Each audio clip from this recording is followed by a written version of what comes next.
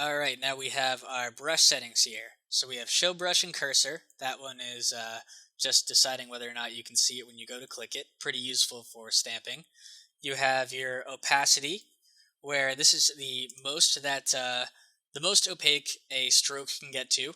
So take a look, that's only going to get to 50%. You have your flow, which is very similar. I'll set my opacity back to 100 and my flow to 50. So that's basically how opaque the first stamp is. Notice how these are pretty much the same. Well, they're exactly the same. However, with flow, it accumulates, so you can get up to 100% opacity. Then you have your brush size, that's obvious. Brush angle, that's whether it's upside down or right side up. I'll set that back. Roundness is how much you're cropping. This is probably more useful for your default circular brush anyway. Hardness, this is how much of a feather you have on there.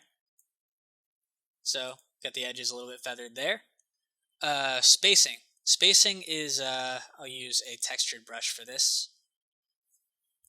Spacing is the distance between stamps. So I'm going to click and drag here, take a look. If I bring that spacing way down, then I can get a really consistent line. Take a look at the difference. But if I bring my spacing way up, I can get kind of a stamped effect. Let me just clear this before I do it. So that can be useful too.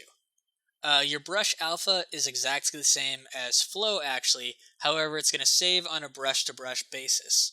Color, opacity, and flow, just like they are in Photoshop, those are universal. Those are not stored per each brush. However, your alpha is. So for example, if you want this brush right here, I'm just going to set this down here.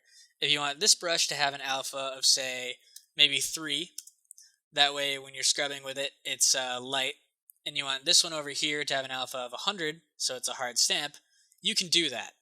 However, with flow, the problem is it's going to be affecting all the brushes, so alpha is just separate for your convenience. Tint is how much this brush is being affected by the brush color. It's at 100% right now, so it's completely pink. But if I bring that down, it's going to take its original color. There's also tint black and white. It's a little bit less important what they do, but if you use the effects, color correction, tint, just like that, it's basically doing the same thing. So this is kind of handy when you have a white brush, and let's say that you want to tint it to a certain color, but keep the luminance values in there. So I have that here. And I can do a red one too.